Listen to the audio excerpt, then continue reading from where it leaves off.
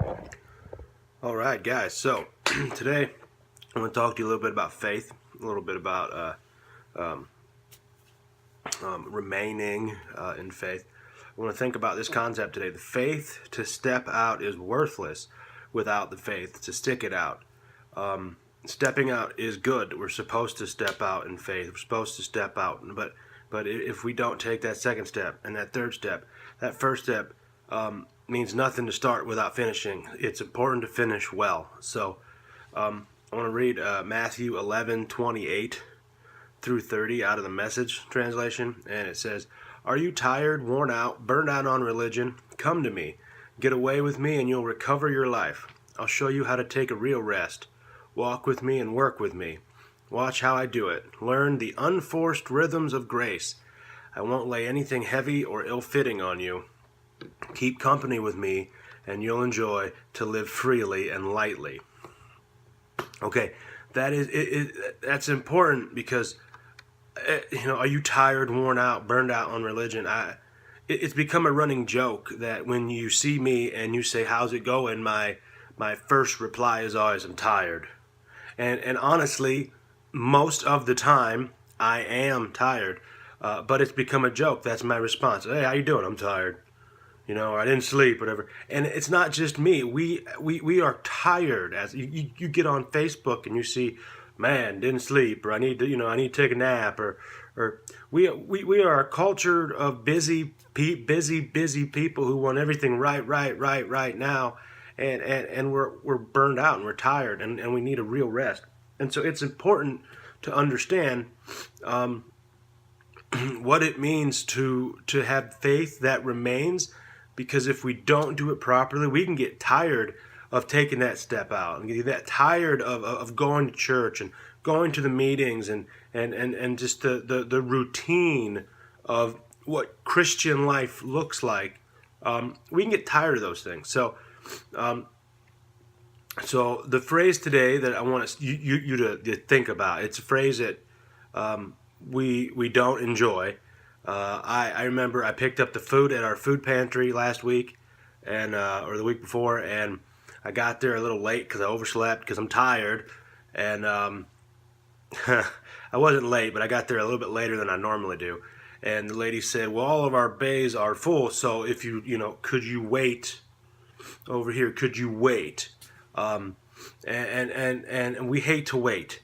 And so that's kind of exactly what I want to talk about today is how important it is that we wait.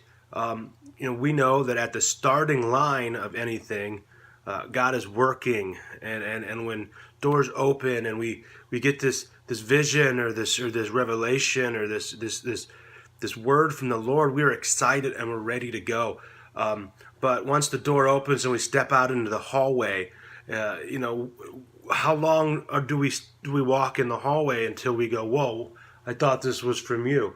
The Israelites did it in the desert, and we still do it today. So I want you to think about the thought of this might take a while. This might take a while. Hopefully not this, but the idea behind this, remaining, our faith, this might take a while. So now I'm going to read out of John 15, one of my favorite passages in the whole Bible is John 15, and it's the vine and the branches. And so I'm just going to read it to you first, and then we're going to break it down. So it says, "I am the true vine, and my Father is the gardener. He cuts off every branch in me that bears no fruit, while every branch that does bear fruit he prunes so that it will be even more fruitful. You are already clean because of the word that I have spoken to you. Remain in me, as I also remain in you. No branch can bear fruit by itself. It must remain in the vine. Neither can you bear fruit unless you remain in me. I am the vine, you are the branches. If you remain in me, and I remain in you, you will bear much fruit. Apart from me, you can do nothing. If you do not remain in me, you are like a branch that is thrown away and withers. Such branches are picked up, thrown into the fire, and burned. If you remain in me, and my words remain in you, ask whatever you wish, and it will be done for you. This is to my Father's glory, that you bear much fruit, showing yourselves to be my disciples. As the Father has loved me, so have I loved you. Now remain in my love.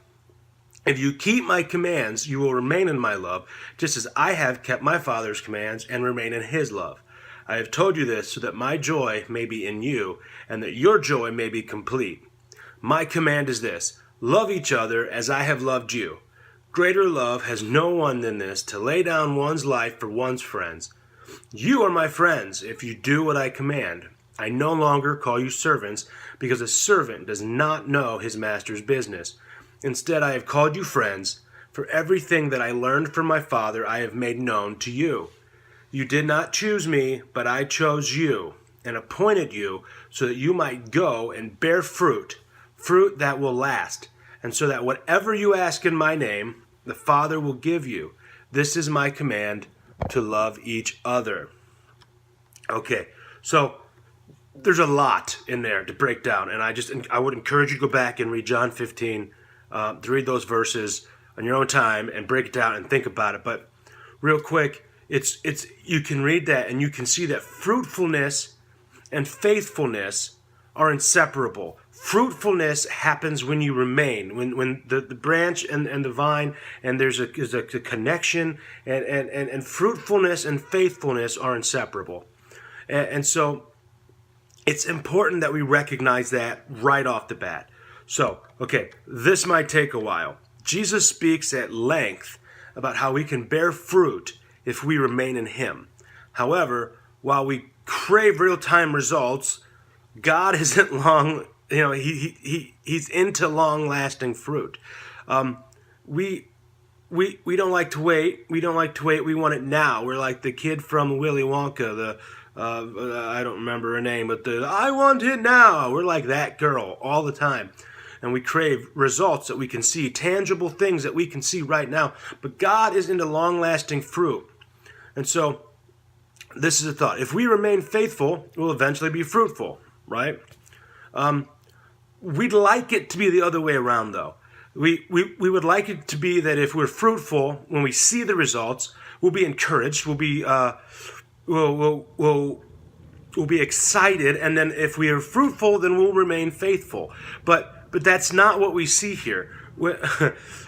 We as humans, when the fruit seems to take some time, when we don't understand it, we will struggle. We will get disappointed. But if we remain faithful, we'll become fruitful.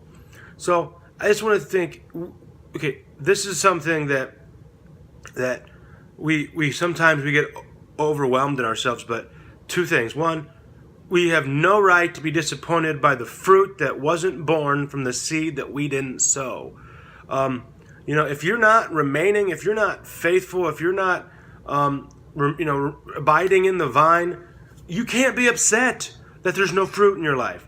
If you are out doing your own thing, if you come, to church and do a few things here and there, and then you're out and back and forth, and you're not remaining, there's no relationship that is remained to where you could bear fruit from it, don't be upset that there's no fruit in your life, because there's not going to be. The only way to be fruitful is to be faithful, is to remain, to abide in the vine. Fruitfulness and faithfulness are inseparable. So right off the bat, think of that. Okay, I also can say this from personal experience and from talking to people. There are few things in life that are more frustrating than the feeling of being unfruitful. You get up and you go to work every day, and you come home and you work at home, and everything you do is hard, and you're busting your butt every day, and you have nothing to show for it, and you just feel unfruitful. Whether it's church or whether it's home or whether it's work or wherever, for relationships, there are very few things in life that are more frustrating than that, because that is something we crave. Real-time results. We crave fruit, and when we're not seeing it, we get discouraged. Now, this is another thing. It's one thing when we are fruitful in the wrong things, or you haven't been sowing seed. We understand that. But what happens when we sow the right seeds? What happens when we do what we're supposed to, but we still see no fruit? We want to be fruitful, but times, instead of being fruitful, we're just frustrated. It's important to consider where we're at, what we're doing, maybe even good things we're doing are things that we're not supposed to be doing. And so we got to get out of the way of whatever the Lord wants us, whatever he has for somebody else to do, and we need to be getting to where he wants us to be for whatever it is that he wants us to do, and we need to remain there so that we can be fruitful how he produces the fruit. And so if we're not where he wants, if we're not attached to him, to the vine, to his plan, to his will in our lives, there's not going to be fruit. Okay, so thinking about God's timeline, I think it would be so great to just walk into God's office and look on his desk and, open his calendar and just see like, hey, so when am I going to get this promotion? Oh, it's this day. Or when am I going to get this relationship? Or when am I going to get this car? Or when am I going to get this blessing? Or, when is this going to happen in my life so that we can be prepared for it? Wouldn't it be great if we could just grasp like God's timetable and grasp that concept of what his plan is on a level that we could just see it in a real human perception. We would have all the answers to some of our greatest questions. When will it happen? When should I start pursuing? How much longer do I have to wait? Those are questions that we all think about, whether we like it or not. And if we knew the Lord's timetable, if we knew his calendar, if we knew what his plans were, in our humanness, we would want to see that. However, this knowledge would not come without a cost. Don't get me wrong. I don't believe the Lord's up there with like a day planner or a calendar or whatever. But even if he did, keeping time would mean nothing to him. The Bible tells us that God is outside of time. He is not bound or constrained to minutes, days, years, decades, centuries. He is outside of time, and he doesn't function. His time does not happen on our time, and even if we knew those things, even if we knew his time, we wouldn't understand. We wouldn't be able to fathom the concept of his time, because his time is not our time, because he is outside of time. Okay, so 2 Peter 3:8, it says a day is like 1,000 years to the Lord, and 1,000 years is like a day. The difference between God's unrestrained nature and what sometimes seems like human slavery, because we're like slaves to time and our schedules, and we're busy and busy and busy.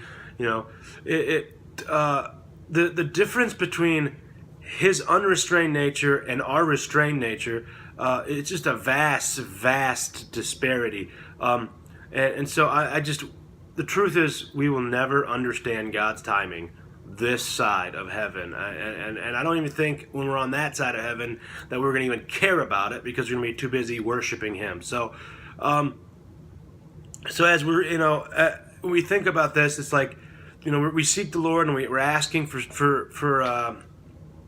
we're asking for understanding on his time. I think that's something that every person must face on their own. It's a difficulty. There's challenges. We don't know when and what and how. And we get discouraged when we don't think that God's timeline looks like we think it should, or looks like we want it to, or looks like we should. So, a few examples, what does the desperate job seeker do when the unemployment, or when the employment doesn't come through? What are you supposed to do when you don't get the job that you're looking for, that you're praying for, that you want? How does the married couple face another childless year when everyone around them has having children? How much longer does a single person have to wait for a spouse, or for a friend, or for that? Is there ever going to be a cure for cancer? Is there ever going to be a cure for certain illnesses? Is my loved one, is my family member going to come to Jesus? There are so many things that we want real-time results. We crave real-time results, and we pray about, and we should, but we pray about them, and we concern ourselves about his timeline, and that's not what we should be concerned about. This is the thing. The culture we live in is very anthropocentric. Okay? It's just a big word. All it means is human-centered, focusing on self, thinking about me, me, me. That's it. Anthropocentric. It's human-centered. So we err when we live as though our lives are completely about us and solely seek our own glory. We also err when we stubbornly want what we want when we want it right now. Almost everything in our anthropocentric, human-centered, me, lifestyle in our environment points to instant gratification. You might have woke up and had instant oatmeal today. You know, you need answers, you need to find something, you can Google it instantly on your phone, 24 hours a day, no wait line, nothing, you just do it. You know, we are easily irritated when we have to wait. When I was told that I had to go sit and wait because there wasn't an open bay at the food bank, I was tired, I was like, great, awesome, great, now I have to wait. I was so not happy about that. Many of us will never, you know, maybe you're old enough to remember, like, before Wi-Fi, before high-speed internet, just that, you know, I remember sitting in my kitchen in front of the computer waiting and listening for that slow AOL dial-up tone to connect to the internet. And then you were praying that the phone didn't ring or that nobody needed to use the phone or whatever, because boom, you're right off, and boom, you had to start all over again. And it was just so not what we have today. But the kids today, they could not survive with that kind of internet. Unlike most things in life, though, everything that we want in life is instant gratification. It's about right now, me. But unlike most things in life, God is not about instant gratification. You know, God is not inactive or silent while we wait on Him. You know, during seasons of waiting, He'll continue to work in us, continue to work through us. While waiting might seem a waste of time to us, I hate to wait. It's a waste of time to me. But God designed waiting to be productive. The exercise of waiting is an opportunity to be shapened and sharpened. Through it, God will instill humility, patience, peace, you know, love, wisdom, whatever He needs. He will use that time of waiting to shapen and sharpen us in our hearts and in our minds so that we can become, you know, we can grow and mature and be who He wants us to be, more like Him. Perhaps Jesus wanted us to grasp in John 15 that we will bear the right fruit when we stay connected to Him. But this process may force us, another word we hate, process. This process may force us to embrace a phrase most of us don't like. And it's the process. Sometimes process takes a while. This may take a while. Whatever it is that you're waiting on right now, it might take a while. And that's okay. It's a process that the Lord is using this waiting period to shape it and sharpen and do a work in you and through you. Okay. It's been said that we do not know what the future holds, but we believe in a God who holds our future. Since God is beyond time, He fully abides in the past, but also fully abides in the present and the future. In the same way that we view our surroundings at this precise moment, God just as clearly sees every day in everyone's life throughout all of history. He is not restrained by time, but yet we are so focused and concerned that we restrain ourselves with time. But when we remain in Him, we will understand this is a waiting process, and this is a growing process, and a building process, and a pruning process. And when we remain in Him, we'll get the patience we need, and the strength we need, and the guidance we need to work through this waiting process as He designed it. Maybe if you're feeling overwhelmed by this waiting process, maybe it's time for a cutback. John 15:2, He cuts off every branch in me that bears no fruit, while every branch that does bear fruit, He prunes so that it will be even more fruitful. We are hoarders as a society. We want more, we pile it on, things we don't even need. And when life gets bogged down with more and more, when we find ourselves stuck in a repeat of gathering more and more, and we find ourselves experiencing joy less and less, We don't just do that with physical things. We do that with our schedules too. We want more. We can't just take a moment to rest. We need more and more and more and more and more. And we think it's going to make us feel better or sustain and fulfill us in some way. And more, we are hoarders of things, in our time especially. But when we find that we're getting more and more and more and more of whatever it is, and finding joy less and less and less, maybe it's time for a cutback. It says he cuts off every branch that doesn't bear fruit, but he also prunes, he also trims, he also cuts back on the branches that does, so that it will become even more fruitful. As we live life continually abiding in him until we see the fruition of our fruit, we begin to shed what doesn't really matter and discover the things that really do. In our remaining, God is cutting us back and burning away our dead ends. Sometimes even the branches that bring produce still need cut back. It's not always the fruit that is the problem. It's the fruit that we are to be producing. Both branches that bear no fruit and branches that do bear fruit must be cut back, which sometimes can be a painful process. But death leads to life. It's easy to accept that God would cut off the purposeless, the unproductive things in our life, those branches that aren't producing. It makes sense that God would cut that off. But it's difficult to understand why God would cut the parts of our lives off that are actually bearing fruit.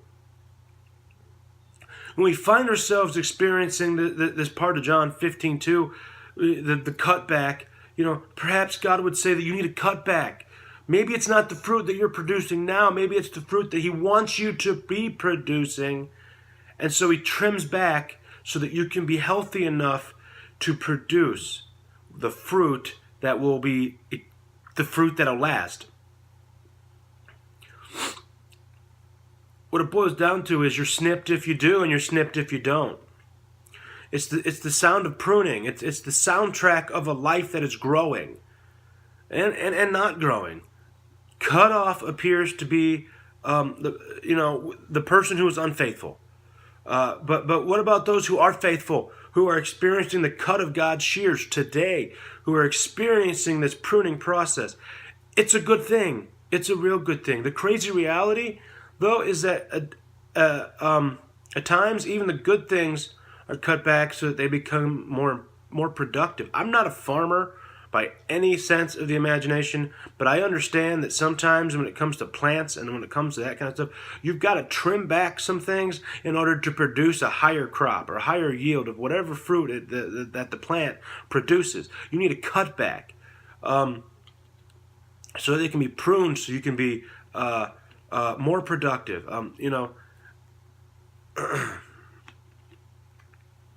At times, as counter to it as we may think, God will take the shears to the things that matter more.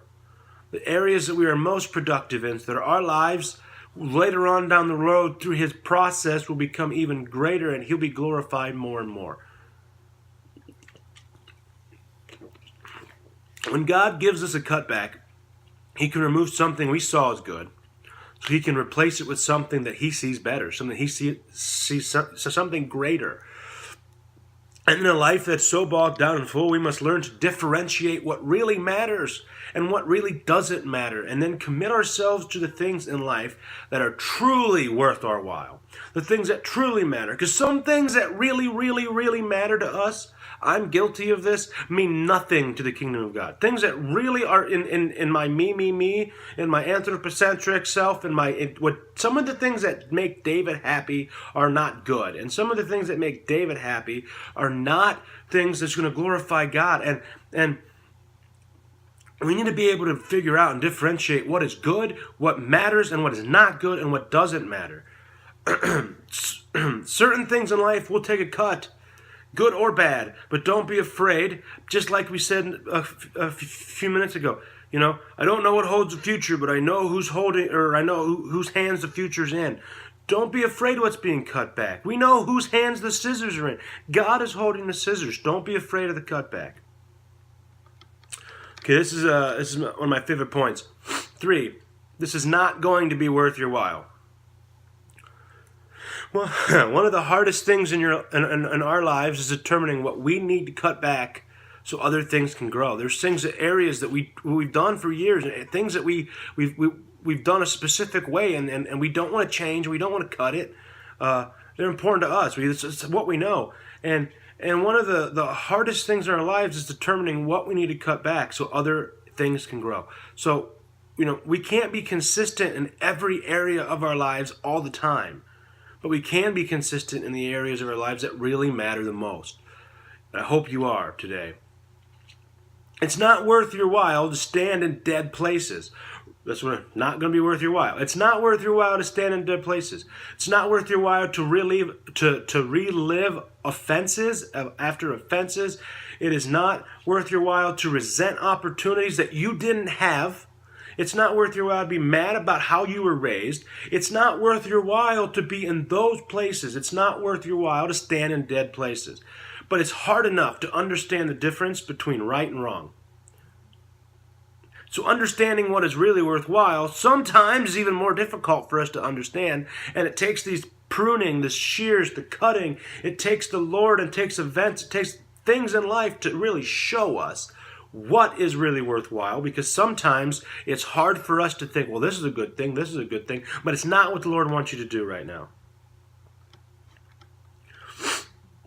Yet if we understand that we don't have to waste our limited energy, by the way, you have limited energy. That's why we're always so tired. We have a limited energy. The Lord gives us strength. The Lord sustains us. The Lord keeps us going. But we in our physical bodies have limited energy. And so we need to understand that, because if we don't have to waste our limited energy on things that are not worth our while, because we can make steps towards multiplying our fruitfulness when we put our energy in things that are worthwhile, things that are matter. Nehemiah, one of my favorite biblical characters.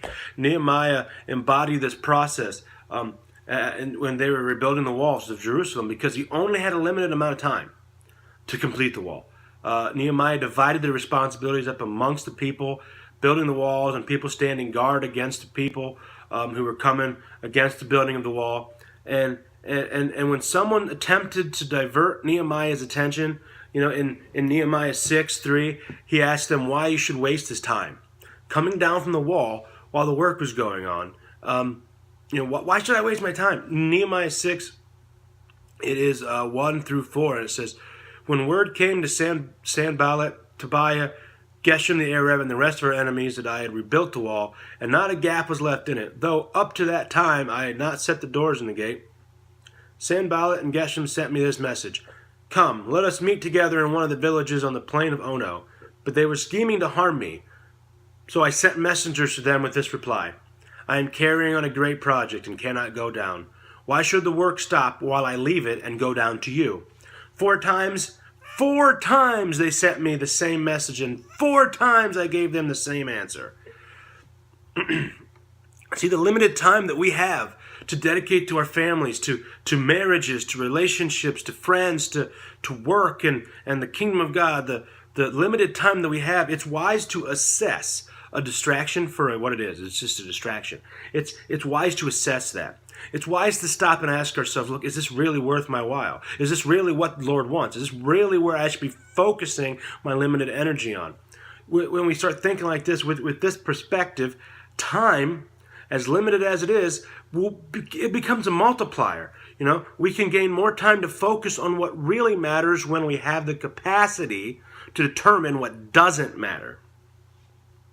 So this is the flip side, point 4. First, the third one was it's not going to be worth your while to stand in dead places. But point 4 is He's going to make it worth your while. We know that we can't do it all. Commitment is something that people raise their hands all the time. I'll do it, and they're never there to get it done. And so we know that we can't do it all. Life comes at you fast. We're busy people, but we need to commit only to what counts. It may bear fruit, but what fruit is it most important for you to be concerned with at the moment? It may take some time before you see fruit, but if you're doing what the Lord wants, believe me, the fruit will be coming, and it's going to be worth it. Is time a friend or a foe for you? Are you constantly going, oh, I'm out of time, oh, I'm late, Is time a friend or a foe for you? It's all contingent on what you're sowing into. Time is a multiplier. What are you multiplying? In John 20, verse 1, Mary Magdalene ventured to Jesus' tomb while it was still dark, only to find out that the stone had been rolled away, revealing that Jesus was resurrected from the dead. When Mary set out for the tomb, she didn't know that Jesus was alive. She had chosen to go anyway, even while her hope was still dark. Why did she go to the tomb? He was dead. She had hope, even though it was still dark. The times in your life where you feel most unfruitful, it's actually God doing an incredible process in your life. Real faith is what you do while it's still dark. Real faith is what you do, what your hope is in while it's still dark.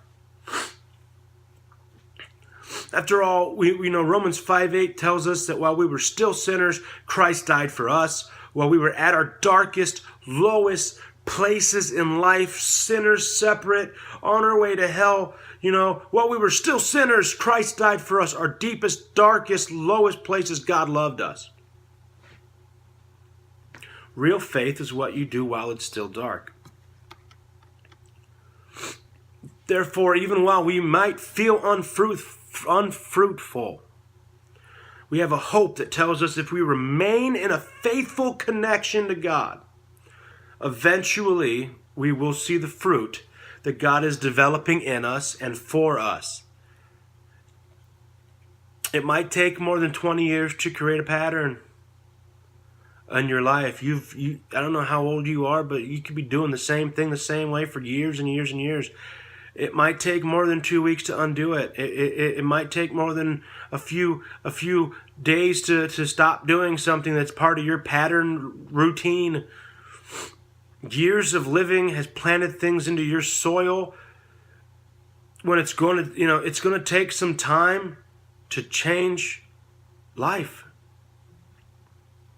It's hard to commit to consistency when you have no frame or reference for the whole duration. Like I said, it'd be awesome if we could just look at God's calendar and say, oh, I know when this is going to happen, but the truth is, even if I did, I would waste time up until that very last second like I do with everything else. I'll procrastinate, I won't be ready for it, and I'll half do it, and it won't be important. And so it's good that I don't know those things.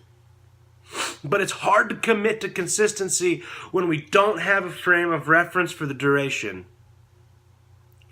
Destiny doesn't have a deadline. When God is on your side, time is too. God is not restrained by time. What He can do in and through you is not restrained on time. Since God is beyond time, He fully abides in the past, present, and future. In the same way that we view our surroundings at this precise moment, God just as clearly sees every day in everyone's life throughout all of history. Think of it like this.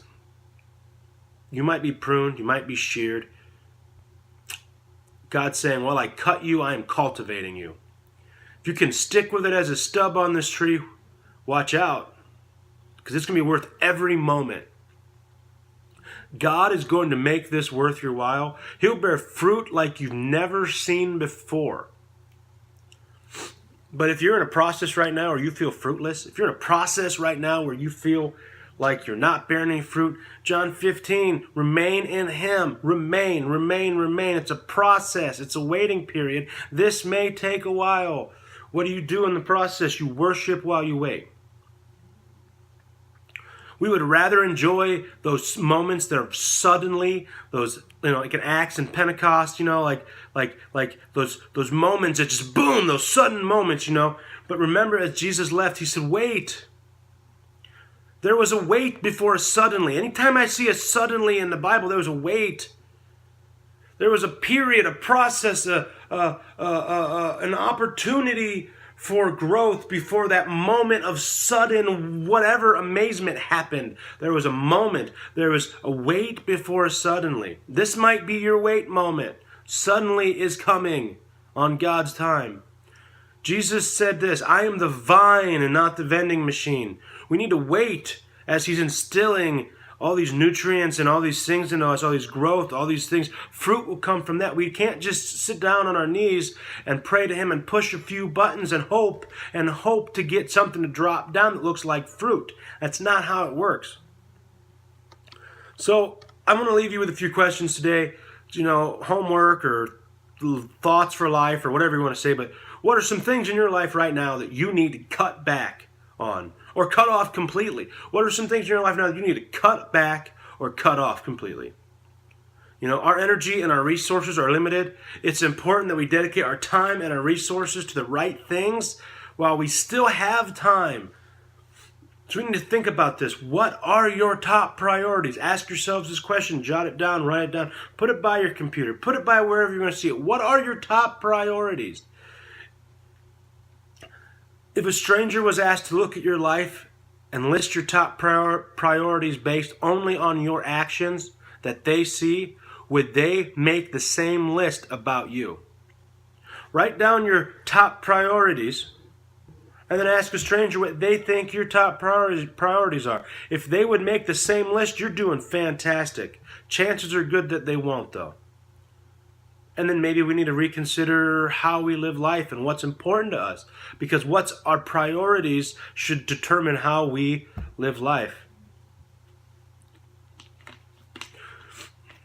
If they're not the same, what commitments are taking up your priorities that aren't worth your while? What are some dead places that you're standing in that you're just trying to persevere through they're not worth your while? What are some realistic ways that you can begin to shift those areas, to shift those actions to line up with your priorities? Like I said, there's always a waiting before suddenly. So I want you to consider someone that you consider to be an overnight success. I don't care if they're famous, somebody you know personally, I don't care. Somebody you consider to be an overnight success. First of all, who are they? Think about that. How might their sudden success, because see, we see on the suddenly, we see the boom, but how can their sudden success actually have been from something that happened for a while? Athletes grow up and go through a process where they work hard and in schools, whether it's middle school, high school, college, professional, whatever, they work hard. Just because LeBron got famous like that doesn't mean that he didn't work hard before that. And then lastly, what are some slow processes that you're involved in right now that you believe will be worth your while? Consider where you're at. Consider what you're doing. Worship while you wait. Worship while you wait. Remain, remain, remain. This may take a while. Guys, have a nice day.